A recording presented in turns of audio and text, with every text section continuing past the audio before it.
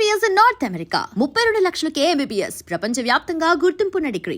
Recent గా actually ఇందాక మాట్లాడుతున్నప్పుడు నెక్స్ట్ అదే పాయింట్ అని అన్నాను చూసావా, ఒక బాధ ఉన్నప్పుడు మనాలి తీసుకుని వెళ్ళింది అన్నప్పుడు నాకు తెలియదు అసలు బేసిక్ గా. నాకు అసలు ఇలా ఇలా అయ్యింది, ఇలా అంచుకి ఇలా ఒక ఎంగేజ్మెంట్ అయ్యి ఇలా బ్రేక్ అయింది అనే విషయం నాకు అసలు తెలీదు, నిజంగా తెలీదు. నువ్వు నాకు పరిచయమైన 1 year దాకా కూడా తెలియదు నాకు. రీసెంట్ గా నేను చూసినప్పుడు బ్రేక్ అవ్వడం ఏంటి, ఇది షాక్ అయిపోయా. అడుగుదామా మళ్ళీ వద్దురా బాబు సీరియస్ అవుతుంది ఎందుకులే అని చెప్పి నేను అడగలే. నిజంగా అయ్యిందా? నేను ఒక వీడియో చూసా, అది ఏ వీడియో అనుకున్నాను. స్వేర్ ఎలాగేయాలి, ఒట్టు ఎలాగేయాలి స్వేర్ ఏదో ఎంగేజ్మెంట్ అయినట్టు ఒక పక్కన కూర్చొని అలా నవ్వుతూ ఉంటారు. అది నాకేమో ఎడిటింగ్ వీడియోలా అనిపించింది. ఒక రీల్ చూసాను నేను యూట్యూబ్ లో ఉంది. నిజంగా అయిందా? ఎంగేజ్మెంట్ అయింది, అది బ్రేక్ అయింది. అది అంటే ఫ్యామిలీ సెట్ కాలేదు. సో ఎమోషనల్ అవుతావా? ఎమోషనల్ అంటే తెచ్చుకుంటావా ఎప్పుడైనా? అసలు ఇప్పుడు లేదు, ఇప్పుడు అసలు పిచ్చలైట్ యూ అన్లక్కీ ఫెలో అనుకొని వదిలేస్తాను అంతే. అలా ఉండాలిరా నేను. ఎక్కువ స్ట్రెస్ తీసుకొని ఎవ్రీథింగ్ ఓకే. అంటే ఆ సిచ్యువేషన్ ఆ టైంలో మనం టఫ్ అనిపిస్తది, బట్ వెళ్తూ ఉంటే అది నార్మల్ అయిపోతుంది. ఆ టైంలో దానికి ఈజీ అయితే కాదు, డెఫినెట్ గా కాదు. సో ఆ టైంలో ఇది ఉంది, ఇది చెప్పాం కదా బెస్ట్ ఫ్రెండ్స్ ఎందుకు అయ్యామంటే నాకు ఆ టైంలో ఇది చాలా అది చెప్పాలి మరి ముందే చెప్పొచ్చు కదా. అదే చెప్పాను కదా, సిచువేషన్స్ అని అది పక్కనే ఉంది ఆ టైంలో. సో అది దాని నుంచి నేను ఓవర్కమ్ చేశాను అంటే ఇది వన్ ఆఫ్ ద రీజన్. అది నార్మల్ గా పెళ్ళి అనుకుంటే మొత్తం అన్ని మనం చూసుకుంటాం కదా ముందే. టైం అంతే, డెస్టినీ. మనం హ్యాపీగా ఉండాలని రాసి పెట్టినప్పుడు అలాంటివి అవుతూ ఉంటాయి. కానీ మనం హ్యాపీగా ఉంటామే, ఉంటాం. అదే అంటున్నా, ఉండాలి అని రాసి పెట్టినప్పుడు అలాంటివి క్యాన్సిల్ అవుతూ బ్రేక్ అవుతూ ఉంటాయి అంటున్నా. ఆల్ ఇస్ వెల్, అంత మనం everything happens for a reason Shiva, అంతే. అన్షుకి యూట్యూబ్ ఉంది, ఇన్స్టాగ్రామ్ ఉంది, ఎంత సంపాదిస్తారు? నాకు ఈ మధ్య నాది బాగా క్వశ్చన్ కి బాగా వైరల్ అవుతున్నాయి. ఎంత సంపాదిస్తుంది? బానే అంటే 1 కోటి రూపాయలు ఇచ్చేస్తున్నారు మరి ఇక్కడ తీసుకోండి అని. 10 లక్షలు నెలకి, 5 లక్షలు చాలా ఎక్స్పెక్ట్ చేస్తున్నావు శివ. ఓన్లీ యూట్యూబ్ నుంచి అంతే. అంటే మేము యాక్టివ్ ఉండం ఫర్ షూర్. ప్రమోషన్స్ ఇవి అన్ని కలిపి అసలు లేడీస్ కే ప్రమోషన్స్, లేడీస్ కే అవకాశం. నాకు నిన్న ఒకడు ఫోన్ చేశాడు, అన్నా ఇండస్ట్రీలో మనం ఉండలేమన్నా, ఓన్లీ అమ్మాయిలేనన్నా, పదరా మారిపోదాం అన్నా. నేను అట్లేం లేదు, నువ్వు పెట్టే క్రియేటివిటీ, నువ్వు పెట్టే ఎఫర్ట్స్ బట్టి, నీ కంటెంట్ బట్టి అఫ్ కోర్స్ ఉంటది. ఎందుకు మేల్ కంటెంట్ క్రియేటర్స్ కూడా చాలా బాగా చేస్తారు. నేనేనా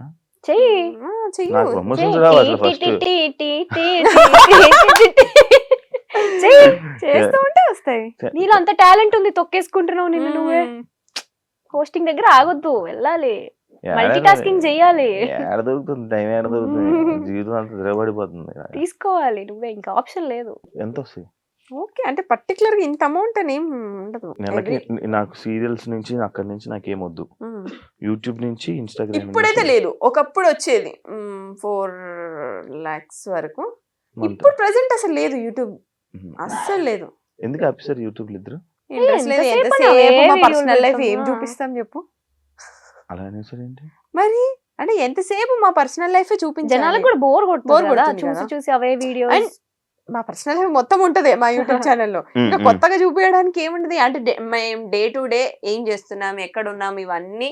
మేము మహా అయితే ఫ్యామిలీతో ఉంటాం, లేదంటే ట్రిప్ లో ఉంటాం, అవన్నీ చూస్తారు వాళ్ళు. ఇంకేం చూపిస్తాం? ఇంకా కొత్తగా ఏమో మా పెళ్ళి అయితే ఏమన్నా అప్పుడు కొత్త లైఫ్ కాబట్టి తెలియదు. పెళ్ళి అయినప్పుడు వీడియో పెడతారు, పెళ్లి వీడియో కోసం వెయిట్ చేయండి. నేను కూడా వెయిట్ చేస్తాను. అంశు, నేను స్టార్టింగ్ 70 రూపాయలు అని చెప్పి చెప్పేవాడి. ఇప్పుడు ఎంత రోజు ఆదాయం? ఇప్పుడు ఎంత మంత్లీ ఆదాయం? ఏంటి 70 రూపాయలు? నేను ఫస్ట్ పర్ డే అంతే 70 రూపీస్ కి వర్క్ చేశాను. ఇప్పుడు పక్కన ఒక 4 సున్నాలు పర్ డే చెప్పమంటున్నారు. 5 సున్నాలు 70 4 సున్నాలు ఉంటది ఒక్కొక్కసారి. అంటే ఎవ్రీడే ఉంటదని చెప్పను, బట్ బ్రాండ్స్ కూడా ఎవ్రీడే రావు. నేను బ్రాండ్స్ వినరా, నా బ్రాండ్స్ ఏమనలేదు నేను. అప్పుడు 70 రూపాయలు, ఇప్పుడు ఎంత? అదే చెప్తున్నా అంటే మ్యాథ్స్ లో వీక్ ఎన్ని సున్నాలు కావాలని అన్ని పెట్టుకో నువ్వే. బెటర్ అది. సరే లైక్ ఇప్పుడు మనం మంచి సరదాగా ఒక గేమ్స్ లోకి వెళ్ళిపోతాం. చాలా మంచి నీ షోలో గేమ్స్ కూడా ఉంటాయా? ఈ మధ్య క్రియేటివ్ గా ట్రూత్ ఆర్ డేర్ లాంటివి కాదు కదా. కార్డ్స్ తీసి ఇచ్చేవాడిని అలా అయితే. క్వశ్చన్ ఏంటంటే ఫోన్ లో ఎక్కువ టైం స్పెండ్ చేస్తారా, మిర్రర్ ముందు ఎక్కువ టైం స్పెండ్ చేస్తారా? ఎవరికి క్వశ్చన్? ఇద్దరు ఫోన్ చెప్పాలి. లోనే phone phone phone phone. Phone. Phone mirror, అమ్మాయిలు అంటే మిర్రర్ కదా, మిర్రర్ అంటే అమ్మాయి. మేము అమ్మాయిలకున్న క్వాలిటీస్ మాకేం పెద్ద ఎక్కువ లేవు. ఇప్పుడు అర్థం మీ ఆన్సర్లు అమ్మో. అంటే పోస్టులు పెట్టాలి, ఎడిటింగ్ చేయాలి, ఇవన్నీ ఉంటాయి కదా. సో నెక్స్ట్ ఏం రీల్స్ చేయాలి. నేను ఇందాక వచ్చినప్పుడు నేను చూస్తున్నాను ఇద్దరు ఫోన్లు పెట్టి ఒకటే గెలిగేస్తున్నారు. అసలు ఏం ఊరికి చేస్తున్నారు? రీల్స్ చూస్తున్నాం. ఆడియో రాకన్నా రీల్స్ మధ్యలో చూస్తున్నారు. డిస్టర్బెన్స్ రావద్దు కదా నీ షో మధ్యలో, అందుకని అందుకని సైలెంట్ లో పెట్టి ఇంట్లో వాళ్ళకి మెసేజ్ చేయొద్దు అని చెప్పి అలా. ఫుడ్ మీరు పట్టుకుంటున్నా నేను కొట్టుకుంటా. ఎలాంటి అబ్బాయిలు చూస్తే క్రష్ ఫీలింగ్ వస్తుంది? నాకు ఫస్ట్ అబ్బాయి స్మైల్ అబ్జర్వ్ చేస్తా. నువ్వు కాదు అబ్బాయి అన్న. ఇంకోసారి పిలుస్తావు మమ్మల్ని షోకి? మీరు నా హార్ట్స్ రా, రెండు కళ్ళురా, మీరు నా మంచి ఫ్రెండ్స్ రా, మీరు పాజిటివ్ వైబ్ నీకు మా ముద్దులు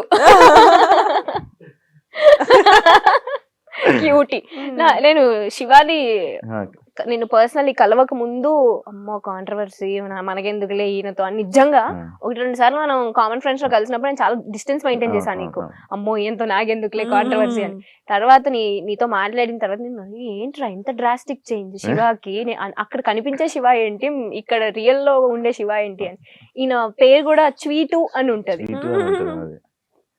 ఇది ఒక ఫస్ట్ పర్సన్ పిలిచేది అలా స్వీట్. నిజంగానే యు ఆర్ సచ్ స్వీట్. వినండి రా యాక్చువల్లీ వినండి. ఊరికే ఆన్ స్క్రీన్ అలా ఉంటాడు కానీ బయట కిడ్ మెంటాలిటీ. చెప్పండి ఇప్పుడు క్రష్ ఫీలింగ్. నా లైఫ్ చూస్తున్నా సార్, చెప్పండి క్రష్ ఫీలింగ్. ఇప్పుడే చెప్పాను కిడ్ అని, ఇక సైలెంట్. సరే చెప్పు. స్మైల్. స్మైల్. నేను hair style, beard. Hair style లేదు, బియర్డ్ ఉంది, రెండు ఉండాలి. అబ్బాయి స్మైల్ ఉండాలి. వస్తుందిరా వస్తుందిరా. యాక్చువల్లీ స్మైల్ బాగుంటుంది రా. థాంక్స్ రా. గుడ్ లుకింగ్, అది లేదు, హ్యాండ్సమ్. అది లేదు.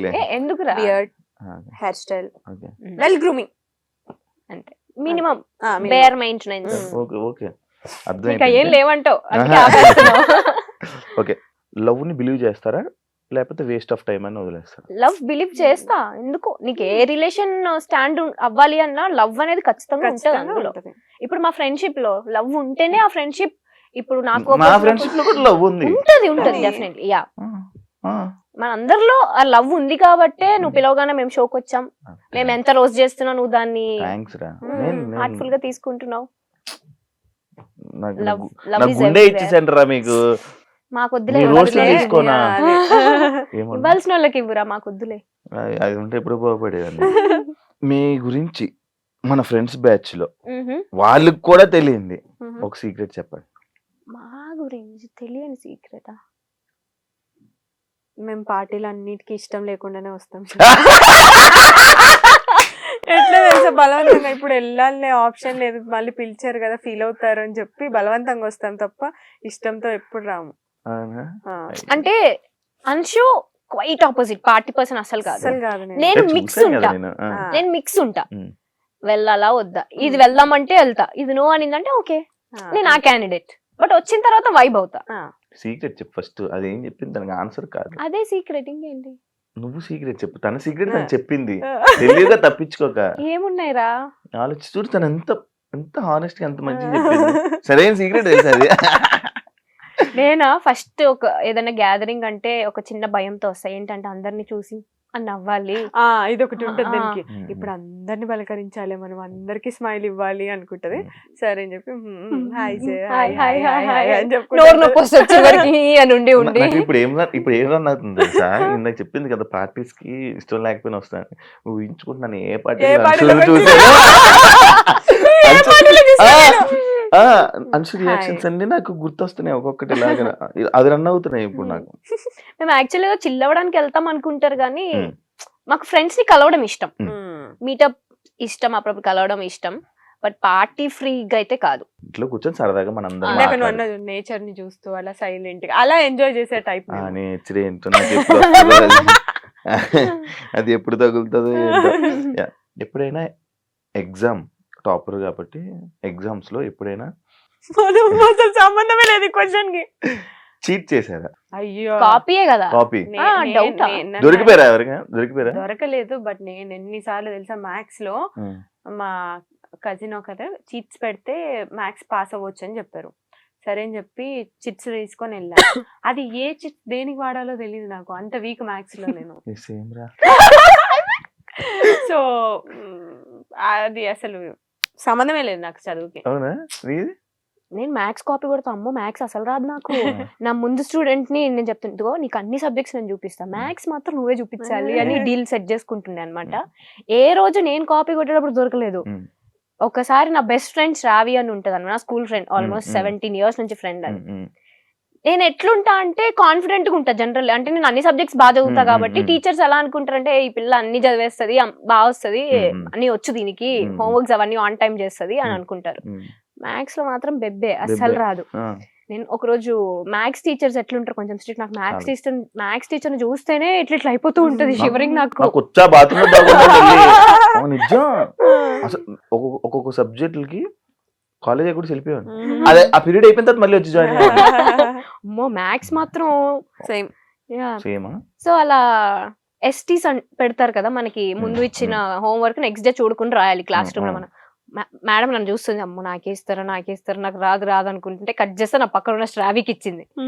శ్రావికి రాదు, ఆ క్లారిటీ నాకు తెలుసు. శ్రావి పక్కనే నేను ఉన్నాను కదా. అప్పుడేంటి మా కర్మ 10th class ఎగ్జామ్స్ అప్పుడు ఏం చేస్తారంటే మా స్కూల్ అంతా వేరే స్కూల్ స్టూడెంట్స్ వచ్చి రాస్తారు కదా, మమ్మల్ని వేరే ప్లేస్ కి షిఫ్ట్ చేసి అన్ని సెక్షన్స్ ని కంబైన్ చేసేస్తారు. ఆ కంబైన్ చేసిన ప్రాసెస్ లో ఈ సిచ్యువేషన్ అంతా అనమాట. అన్ని సెక్షన్స్ వాళ్ళు ఒక దగ్గర కూర్చొని ఉన్నాం, దీనికి ఎస్టీ ఇచ్చారు రాయాలి ఒక సమ్ అని, దానికి రాదు. పక్కన నేనే ఫ్రెండ్ కదా, నేనే చూపించాలి దానికి. బుక్ తిప్పి చూపించా, దొరికిపోయా. నాకు అలా మేనేజ్ చేయడం రాదు, దొరికిపోయా. ఆమె వచ్చి అప్పుడు ఇట్లా రిబ్బన్స్ ఉండే కదా పిల్కలు, రెండు ఇట్లా రిబ్బన్ తో కట్టుకొని ఇట్లా ఉండేవాళ్ళం. వచ్చి జడ పట్టుకొని పట్ట వీకింది నన్ను. నాకు ఫ్యూజుల్ అవుట్ తెలుసా, ఏం అర్థం కాలే. అది కూడా అన్ని సెక్షన్స్ ముందు. చాలా అమ్మో, అది మాత్రం నేను ఇప్పటికీ మర్చిపోను ఆ మూమెంట్. నేను ఒకసారి ఏదైనా స్లిప్లు పెట్టేసి ఆన్సర్లు రాసుకుని వెళ్ళిపోయాను. మ్యాథ్స్ లో ఏంటి ఆన్సర్ ఉంటే చాలు, మధ్యలో క్వశ్చన్ 4 సార్లు రాసి ఆన్సర్ హెన్స్ ప్రూవ్డ్ అని రాశాను.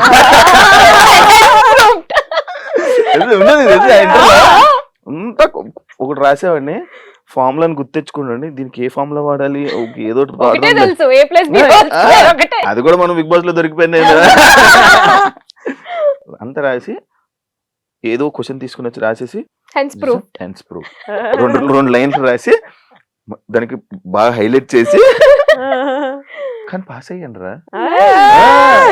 ఆ ఆన్సర్లన్నీ కనుక్కోవడం, ఎవరి దగ్గర అడగడం, లేకపోతే ఇవి బిట్స్ అదొకటి. నేనేం చేస్తాను తెలుసా, సమ్ గుర్తుంటుంది, దానికి ఆన్సర్ గుర్తుంటుంది, మధ్యలో స్టెప్లన్నీ ఎగ్గొట్టేస్తా, ఏదేదో రాస్తా, లాస్ట్ కి ఆన్సర్ అది సేమ్ ఆన్సర్ రాసి వదిలేస్తా. హెన్స్ ప్రూవ్డ్ సాధ్యం అది. ఇప్పుడు ఇది relationships and flirty types the points అన్నమాట.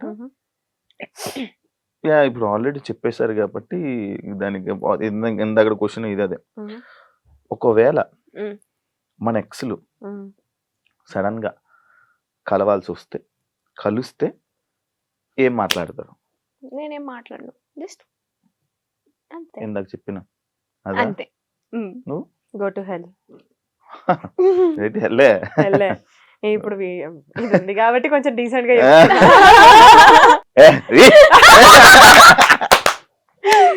అదేనా? సూపర్. నేను కూడా అంతే, ఎందుకంటే మన పక్కన ఏదైతే చదువుతాం కదా. ఎగ్జాక్ట్లీ, అది ఇది కాదు, అదే